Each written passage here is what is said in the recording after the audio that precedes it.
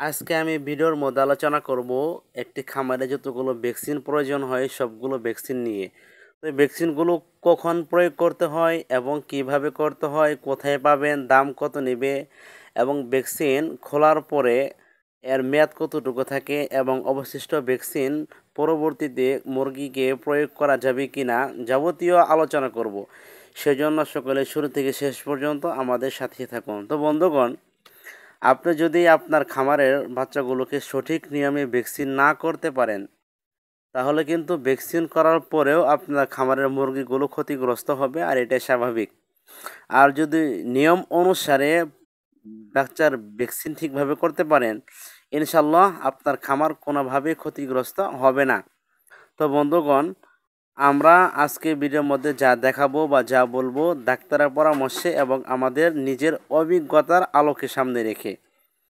একটা ভিডিও দেখার ফলে ভ্যাকসিনের পুরো প্রসেসটি আপনি বুঝতে পারবেন।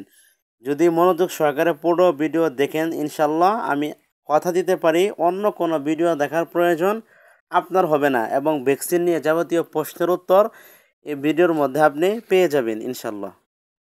কোন ভ্যাকসিন কখন বা কত বয়সে দিতে হয় এ সম্পর্কে একটা লিস্ট আমি বানিয়ে রেখেছি, সেটা আপনারা ডাউনলোড করে নেবেন।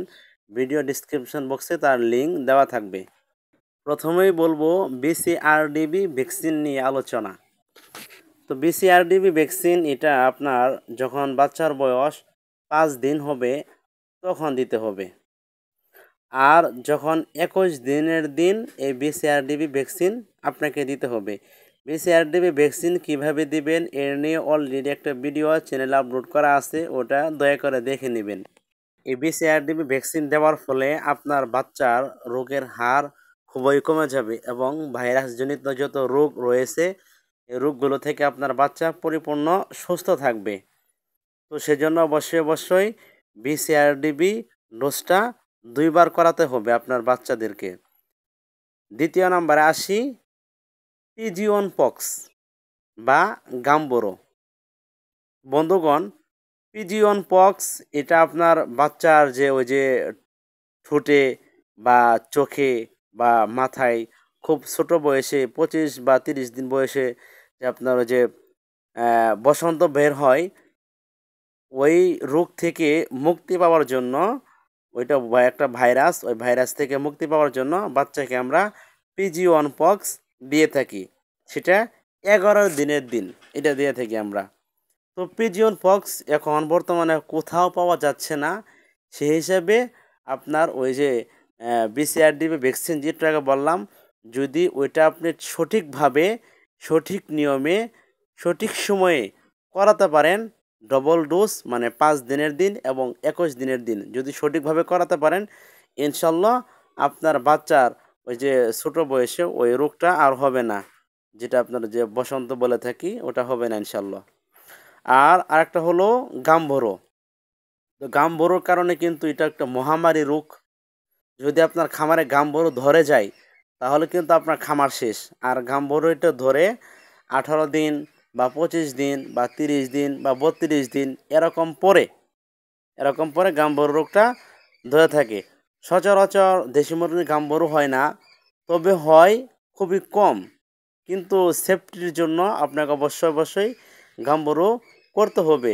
এটা আপনার এই লেয়ার বলেন বা পোলট্রি বলেন, ফার্মি বলেন বা সোনালি বলেন, যে কোনো মুরগি বলেন না কেন, গাম্বরো ডোজটা আপনাকে করাতে হবে রিস্ক থেকে নিরাপদ থাকার জন্য। আর সেটা হলো 11 দিনের দিন।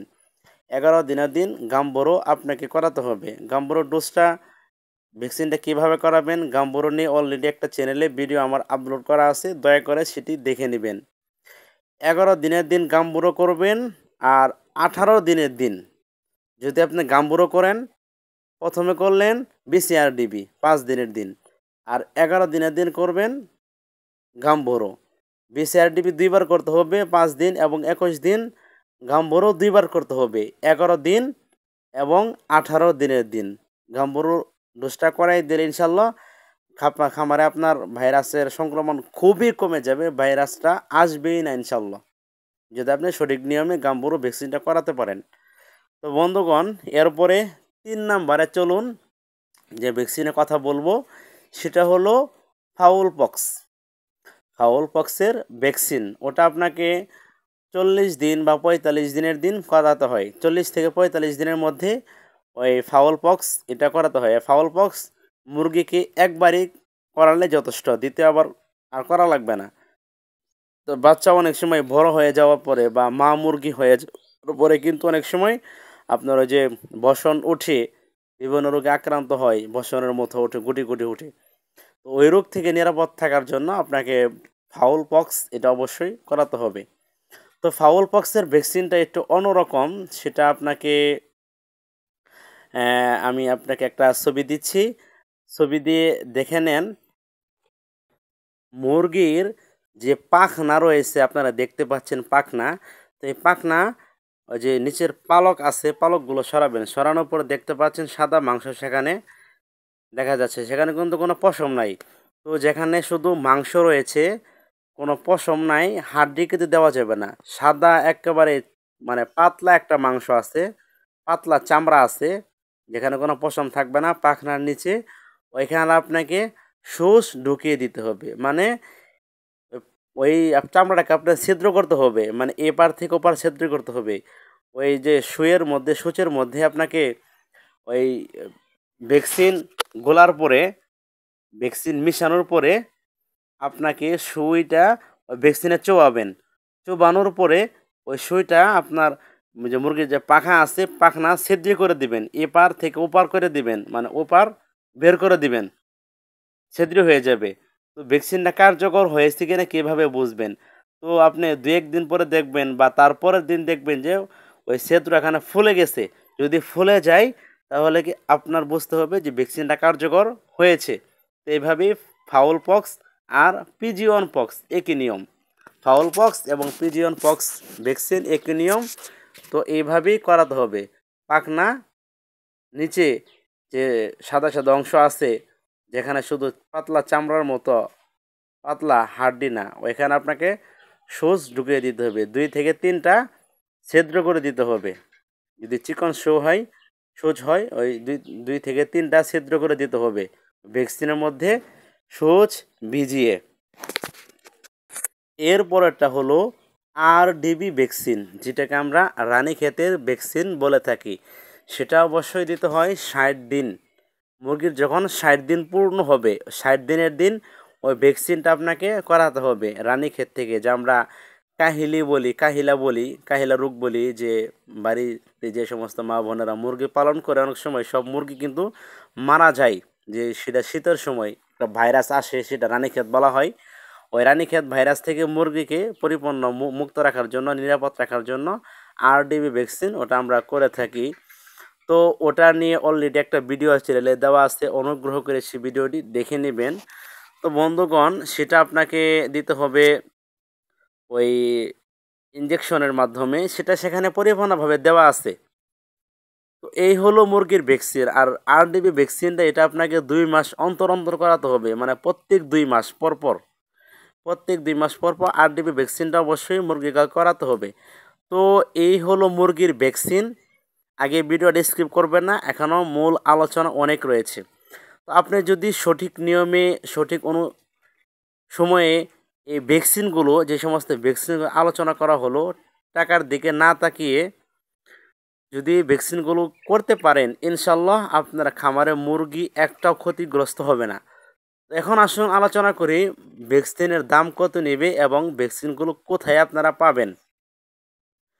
প্রথমে আসি বিসিআরডিবি ভ্যাকসিন। তো এটা যদি সরকারি হাসপাতালে পাওয়া যাবে, প্রত্যেক জেলাতে, উপজেলাতে, পৌরসভাতে একটা করে সরকারি হাসপাতাল আছে, পশু হাসপাতাল। তো পশু হাসপাতাল থেকে এই সমস্ত ভ্যাকসিনগুলো আপনারা সংগ্রহ করতে পাবেন। যদি পশু হাসপাতাল থেকে ভ্যাকসিনগুলো সংগ্রহ করেন তাহলে দাম খুবই কম নেবে। আর যদি সেখানে না পান তাহলে অবশ্যই আপনাকে ফার্মেসি থেকে, ভেটেরিনারি ফার্মেসি, হাঁস মুরগির এখানে ওষুধ পাওয়া যায় গরু ছাগলের, ওইখান থেকে সংগ্রহ করলে আপনার একটু দাম বেশি নেবে। তো সরকারি থেকে যদি আপনি বিসিআরডিবি ভ্যাকসিন সংগ্রহ করেন, কিনেন, তাহলে এক একটা বিসিআরডিবি ভ্যাকসিনের দাম নেবে আপনার থেকে 25 টাকা বা 20 টাকা, 20 টাকা থেকে 25 টাকা দাম নেবে। BCRDB vaccine. আর গাম্বুরো ভ্যাকসিন এটা আপনার সরকারি হাসপাতালে পাওয়া যায় না, এটা বাহির থেকে নিতে হয় ফার্মেসি থেকে। সেটার দাম নেবে 250 টাকা, সাথে আপনাকে পানি সহ দিয়ে দিবে। 250 টাকা সাথে পানি সহ দিয়ে দিবে। তো ওই BCRDB ভ্যাকসিন ওটা দিয়ে আপনার 300 মুরগি পর্যন্ত করানো যাবে, ডোজ করানো যাবে। আর গাম্বুরো ভ্যাকসিন ওটা আপনার 300 ডোজে আছে, আবার 500 মুরগির ডোজেরও পাওয়া যায়।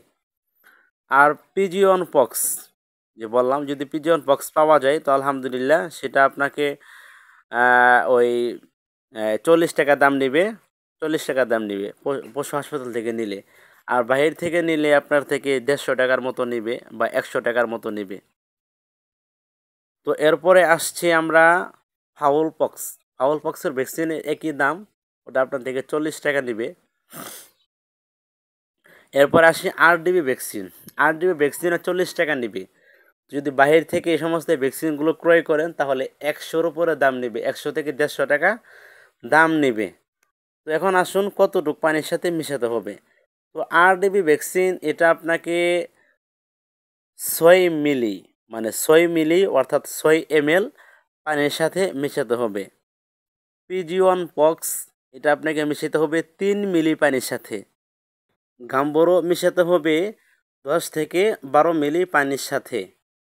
আর যে ফাউল পক্স রয়েছে সেটা 3 মিলি পানির সাথে। RDB ভ্যাকসিন যেটা আছে সেটা মিশাতে হবে 100 মিলি পানির সাথে। সেটা 100 মুরগিকে দেওয়া যাবে 1 ml করে বা 1 সিসি করে বা 1 মিলি করে, একই পরিমাণ। তো বন্ধুগণ, এই ছিল ভ্যাকসিনের আলোচনা।